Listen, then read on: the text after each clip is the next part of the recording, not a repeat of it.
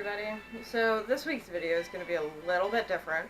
By the time you're seeing this, Lila is going to be off at a board and train. So I figured we can't really do training videos for those weeks since she's going to be training with someone else. So I figured I'd put together a couple videos that are kind of still Lila related, but not exactly featuring our training.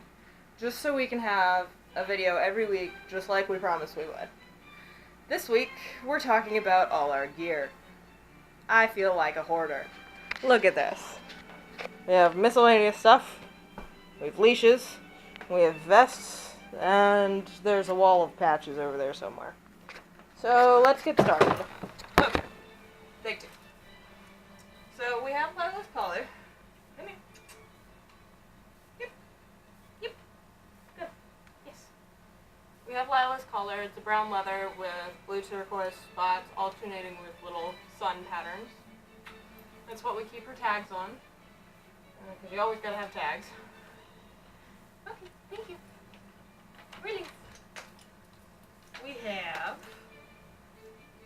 a halti, which she doesn't really like. Yes. It goes like this, and the leash attaches here, so I can have a little more control of where she's looking, what she's sniffing, that kind of thing. It's not a muzzle. This is a muzzle. Specifically, this is a Baskerville. Can you? Boop. Boop. Okay. Anyway, Baskerville muzzle. Just got it a couple days ago. I feel like all dogs should be crate trained and muzzle trained, so while she doesn't necessarily need the muzzle, it's something I feel is good to have. If extreme situations, you really don't want a dog in pain who might react aggressively when they've just been the sweetest little sweetheart. You don't want the muzzle to add another layer of stress in stressful situations. Let's see. We also have, we use this a lot, this is her fabric martingale. Yeah, you want to show them how it works? Goes around like that, and that way when she pulls on the collar, unlike her flat collar, which I'll show you next, this closes around rather than just pulling on the front. So to see it a little bit better, closes. Like it pulls all the way around so it doesn't just push on the front of her neck. Yeah. We have a couple different flat collars. We have this one, which is a little bit more formal. Yeah, like that. Just black with purple leather. Matching traffic lead to go with it. I will get back to those more later. This is her first collar that we ever got her. You can tell she's a purple girl. She also likes to eat this one. I have no idea why. It's just neoprene. This one is from a friend. A lot of different nautical flags and things. She wore this one a lot for a while too. We have another type of martingale. This is a chain martingale. Same thing. It's big and then closes. This one has Velcro on it, so we've put a couple patches on it. Service dog and access required. Just so we don't have to wear, like that way she's still marked without wearing a vest. Let's see. We also have her very tangled prong collar. I don't use this one as much, but it's a good training tool. It works similarly to a martingale, but instead of being flat, it has little points. Doesn't really hurt. It's just an uncomfortable sensation. They learn to not pull. Also, you hear toccata and D minor. Yeah. I've got classical music playing in the background.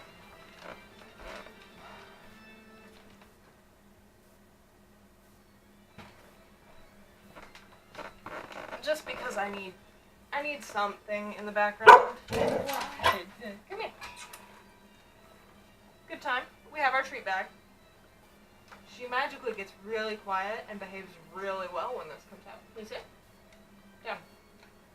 Good. Stay. She's gonna sit there while we do this. We have Boots. She is not, no. Down. Okay, stay. We have boots that help protect her feet, both for hot weather, because the pavement gets really hot on paw pads, and on feet, for example. But also, you don't want, like, ice or salt from de-icing. Yeah, isn't that right?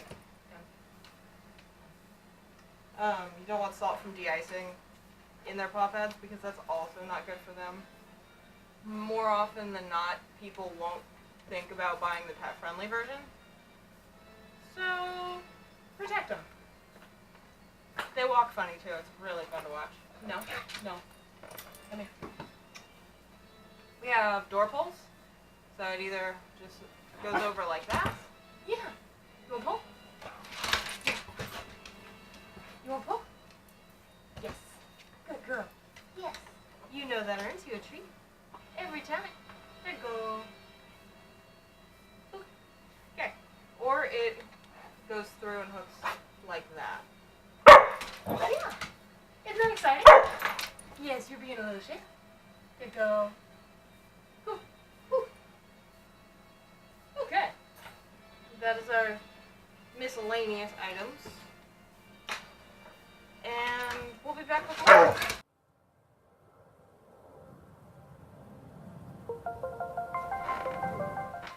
Alright, next we have leashes. I think everybody owns a retractable leash. Everybody kind of understands the idea that it locks when you push the button. We don't use this for regular walks because we don't want her to get too far away. But we will use it for, like, playing tennis ball fetch in the parking lot or something late at night, because I just don't trust her off-leash skills yet. We're working on it. We're getting there. But this is also good for, like, last night when it was storming and she wanted to go out, so I could stand on the porch and me stay dry. She could go out wearing her raincoat, which is still hanging up because it's wet. So there's that. We have the typical 6-foot leash bought at Petco or PetSmart, same thing. Little knots that I've tied in it because that's where I want her to be. I want her to be close to my leg in a nice heel, and this helps me remember where that is. We have the hands-free that I've made. It's really long, you get the idea. A clip at either end. More often than not, I put it around my waist and clip it here. I can also put it over the shoulder, clip it here. Either way, I don't have to have my hands on the leash, which is really great. Let's see. Another hands-free leash is this jogging leash that we got at Menards. It's really nice. It's got spring in it for when she pulls a little weird as we're running. Nothing too crazy there. I have another couple 6-foot leashes. This one's actually about 4 feet. I made it myself. It's really pretty, just Home Depot. Cam prefers a longer leash when he takes her out to go potty. So I made a longer one with a loop here, just a traffic loop as they call it, so you can hold your dog close to you with traffic or just practicing walking in general.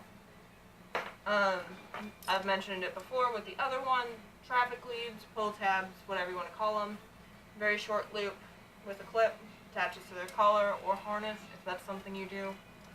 I don't like attaching it to harnesses, but that's just me. Speaking of harnesses, we have this one, which is a just very basic harness.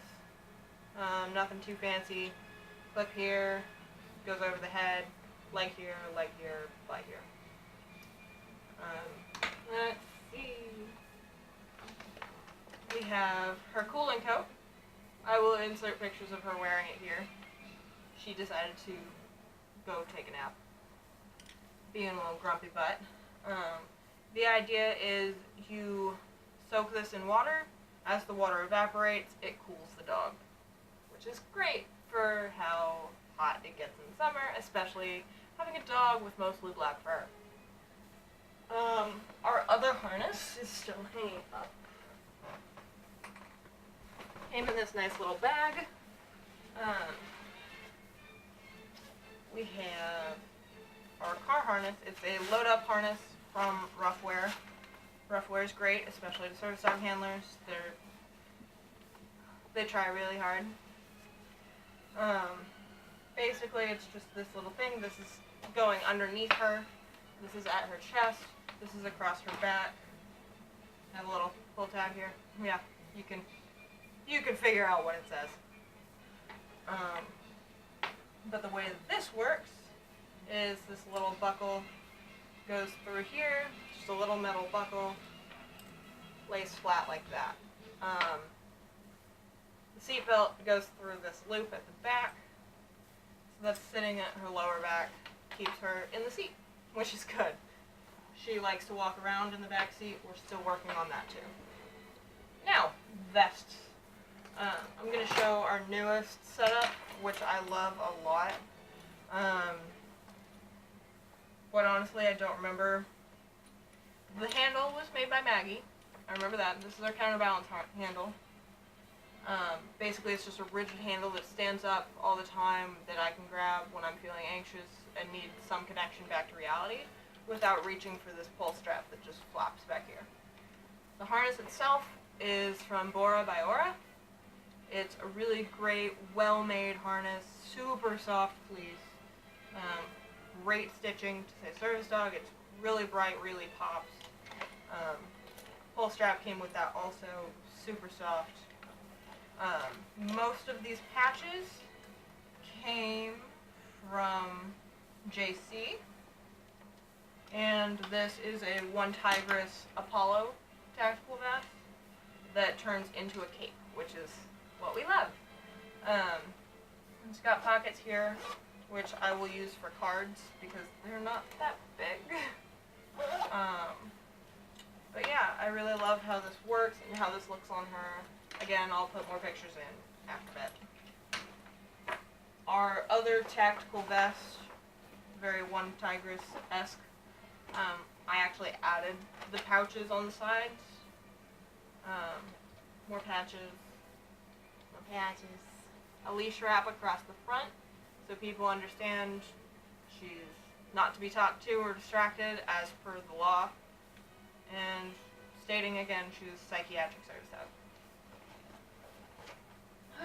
We keep a lot of random things in these pockets. Cards, socks. Socks are good to go with boots because sometimes the dew claws rub weird. Socks are also good because they usually have little grips on the bottom, so they can wear them around the house and not slide on your hardwood or tile. Let's see what else we got in here. We got more poop bags. Can never have too many poop bags. And some cards. I will show my cards at the end. They're really handy. I've got 2 sets of cards now. I've got ADA cards that are for businesses explaining what they can and can't ask, and when they can ask a service dog to leave, even if it's not actually a service dog. The other cape that we have to go with our harness is this one by Patience and Love, which is great. The white glows in the dark. It's so pretty. I already have cards in the pockets of these. I can feel them. The back is entirely Velcro, so we can put more patches on, because I like patches.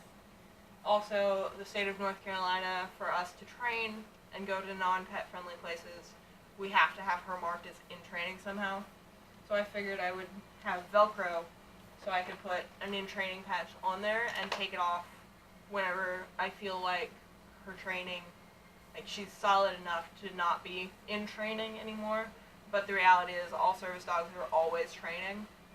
You can never train for everything in the first couple of years. It just doesn't happen. My other Patience and Love vest, which is for the wedding, which I think by the time you're seeing this video has already happened and you've seen wedding video stuff. But it's just a formal vest with pockets that says, on the back, please ignore me while I do my job, and on the sides, I work for her. What's cool about this is that you've got vest mode where it's got this strap in the front to go across your chest, but you've also got underneath, you've got these straps. You can remove this strap, and you've got these which attach to the harness. So if I were to go to some other formal event and need that harness, just to have that handle and pull strap, I could do that and still use this gorgeous creation. If you're ever looking for a fully embroidered or mostly embroidered vest, as you can see with Velcro on it, Patience and Love is the way to go. I can't recommend them enough. And then I think like most handlers who have some creative gene in them, I attempted to make my own vest. It's a thing that happened. Anywho, this was Halloween related. Service familiar, like witches have familiars. Do not pet on either side, and then will hex you if you dare distract. So saying don't distract me, don't pet me, I'm working. I also made a detachable skirt. It's a little poofy thing. It goes with my witch's costume, which is a big like ball gown of black tulle. So hers is purple, shiny, and black, depending on how you look at it.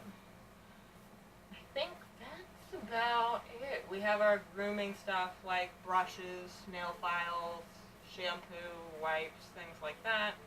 And we have a wall that's more patches, which I can throw a picture in here. And yeah, I think that's pretty much all our gear. If you have any questions about any of our gear, how we made some of our gear, where we got some of our gear, please just comment below or send us an email at delilahtheservicedoggo@gmail.com. Or check us out on Instagram. We answer messages there too. And I think that's about everything I got. Awesome. Have a good weekend, y'all. Bye.